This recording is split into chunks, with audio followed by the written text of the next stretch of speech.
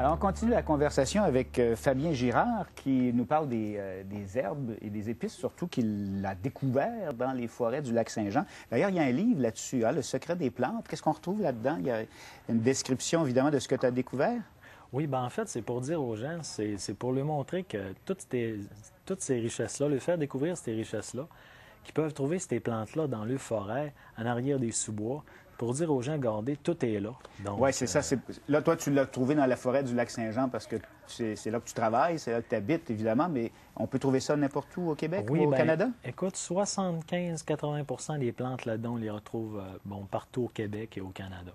Donc, il suffit de chercher un peu, c'est comme une chasse au trésor, qu'on peut dire. Mais il y a des recettes aussi, et si jamais vous n'avez pas la patience de chercher, je vous le disais, il y a un site web sur lequel on peut les procurer, évidemment, et là, c'est traité, c'est séché, c'est mis en poudre et c'est prêt à être utilisé dans la cuisine. C'est ça. D'ailleurs, c'est ce qu'on a fait avec le chef Gaétan Tessier, un chef de la région de l'Outaouais ici. Donc, il a pris quelques-unes des épices et il en a fait des recettes avec ses étudiants. On va regarder ce que ça donne. Ça va vous mettre l'eau à la bouche, je suis certain. On va regarder ça ici.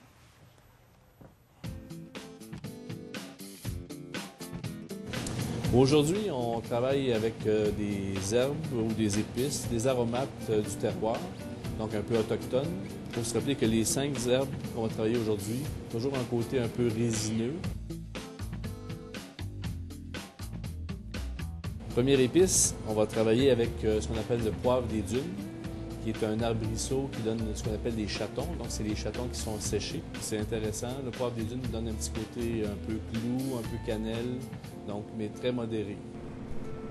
On en a fait un ravioli de porc avec un sirop de tomate et un poivre des dunes.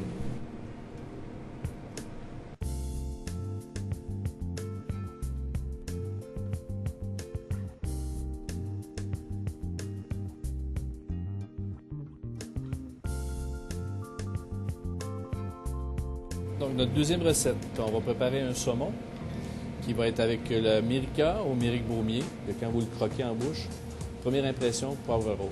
C'est ce qu'on appelle la plante du rêve éveillé. Il semblerait que quand on prend ça, on est plus groundé, on est plus proche de ce qui se passe alentour de nous. Donc, on va bien le rincer. La saveur est déjà à l'intérieur du saumon. Le méric, c'est la plante que je connaissais le plus autochtone, le plus proche des Amérindiens.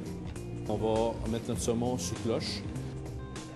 On va allumer les cocottes de méric qu'on va mettre sous la cloche, puis ça va enfumer la chambre où il y a le saumon. Donc, c'est un peu le message aux ancêtres et tout ça.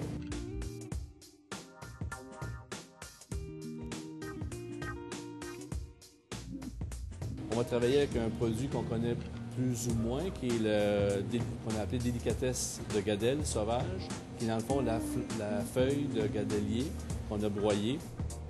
C'est peut-être la plante des 5 qui se rapproche le plus proche d'une herbe qu'on est habitué de travailler. Le thym, la sauge, des choses comme ça. Donc, on va l'associer ici avec une chaudrée de maïs. Et on a fait un petit nem, donc un petit roulé de printemps, dans lequel on va retrouver du crabe, du pamplemousse et la feuille de gadelier.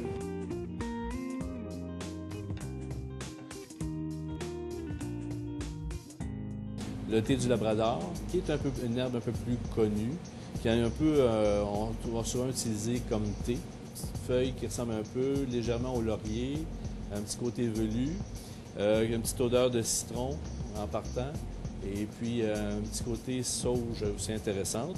Ici, on va le travailler avec, on va en faire une laque pour accompagner un canard confit. Donc, j'ai travaillé la framboise, un petit côté acidulé, pour faire ressortir un peu le côté sucré de la plante.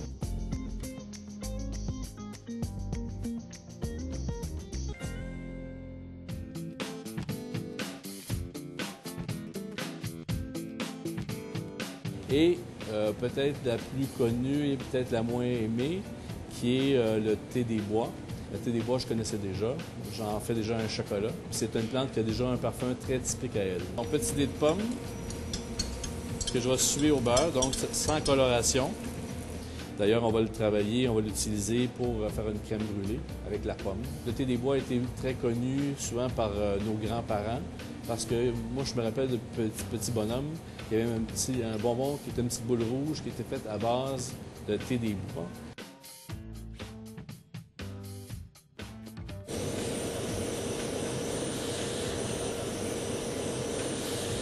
on sait que nous autres, les chefs, on est toujours souvent les précurseurs, le début de la chaîne. Les gens vont connaître ces produits-là souvent à notre table. On revient à ce que possiblement les Amérindiens faisaient avant. Dans le fond, c'est ce qui vient de notre garde-manger ici. On a eu tendance à oublier ces plantes qui sont là. Ne les connaissant pas, on ne les récoltait pas. Et je trouve ça intéressant parce que si on veut donner un caractère personnel à notre cuisine, c'est les produits qu'on a chez nous. Bon appétit. Ah là là, ben ça donne l'appétit, ça. Ben, Hein? maison que ça donne oui. l'appétit. Malheureusement, il ne nous en a pas envoyé. Mais j'aurais pris le canard, moi. Et en le regardant, tu disais, c'est bien. Il a réussi à trouver quelque chose auquel tu n'avais pas pensé Ben pour oui, l'utilisation des j'avais pas. épices. Oui.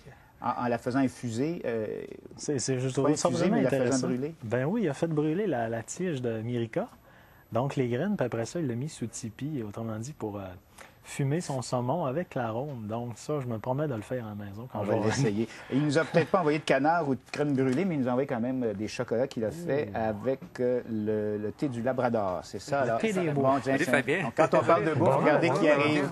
Oui. Tiens, ben, on va offrir à Fabien d'abord. oui, si c'est tu ça, de veux. la politesse Alors, on oblige. va en essayer un. Tu as déjà goûté à des chocolats faits à partir des... Jamais au thé des bois. Bon, Au thé alors, des bois, allons-y. hein. Attention, c'est un test. Thé. Moi aussi, je vais goûter. On s'excuse à la maison. Hein. Aussi bien m'asseoir, dans le fond, hein? Ben oui, assis-toi. On va se voir tantôt. Tu vas nous parler d'Éric Tabardel. Vu que Qui est on en train a de toute la manger, bouche pleine chez Poli. Qu'est-ce que t'en dis? Délicieux. Hein? Le goût vient pas tout de suite. Hein? C'est après 6-7 secondes, mais c'est Oh, non. délicieux. Un petit goût de peppermint rose là, qui vient Ouais. au fil du temps. Donc. Non, non, c'est vrai, c'est vrai. Bon, alors, si jamais on veut y goûter à ces épices-là, on l'a dit, il y a le site web. On va encore redonner l'adresse. Éventuellement, est-ce que ça pourrait être commercialisé à grande échelle? Parce que c'est quand même pas une production industrielle, ce que tu fais. Tu vas en forêt, tu déterres des racines, puis tu les fais sécher. Là. Des feuilles, des fleurs. Mais éventuellement, il y a beaucoup de potentiel dans nos forêts, donc on veut augmenter la cueillette encore plus. C'est sûr que c'est pas industriel, mais on veut mettre ça quand même dans toutes les Et provinces. ça fait partie aussi de tes éventuellement. objectifs. Tu ne veux pas rendre ça industriel. Là. Tu ne veux pas te mettre à planter des arbres ou des plantes exclusivement pour Tu la sais que production. les terres agricoles ont été beaucoup délaissées les dernières Ouais. années. On veut peut-être utiliser certains de Ok. ceux-là pour en produire éventuellement. Si la demande est là. Oui, en tout cas, à date, pourrait être rentable. ça va bien. Ouais. Oui. Ah oui. Mais c'est intéressant parce que c'est tout naissant, c'est ça, ben tout oui. récent, et puis Ouais. les gens vont apprendre à découvrir ces herbes-là. et les C'est nos recettes. richesses. Ouais. Approprions-nous-les, dans le fond. Puis c'est ça qui se passe dans les régions beaucoup. Hein. Les gens se prennent en main, ils découvrent de nouvelles choses, les mettent de l'avant, puis les gens embarquent là-dedans. La terroir. population, de façon générale, c'est ça. Alors, écoute, merci de nous avoir parlé de tout ça, Fabien. Bon retour, bonne chance avec tes valises. Ben, J'espère ouais, qu'Air merci. Canada va te les J'espère bien. retrouver parce que tu rentres à la maison ce soir. Alors, vous allez peut-être vous croiser, tes valises vers ici, puis toi vers chez vous. Alors, on va faire une petite pause. Il y a Dominique Brault qui nous attend à Moncton. Dominique, est-ce que tu en veux un chocolat? T'es un peu loin, hein? Oui, c'est un peu loin, mais écoute, je vais vous trouver le 21 janvier. Alors, on va t'en Donc, garder n'est-ce un. pas, On va t'en mettre un de côté, si tu veux. gardez-moi un, ou le canard. Ah, ben là, c'est le canard, nous-mêmes, on n'y a pas goûté. Alors, Dominique, on vous le disait, est en train de traverser le Canada pour raconter ses histoires et pour en découvrir d'autres. Le voyage est commencé depuis lundi et Dominique va nous dire, après la pause, comment ça se passe depuis qu'il est parti de chez nous.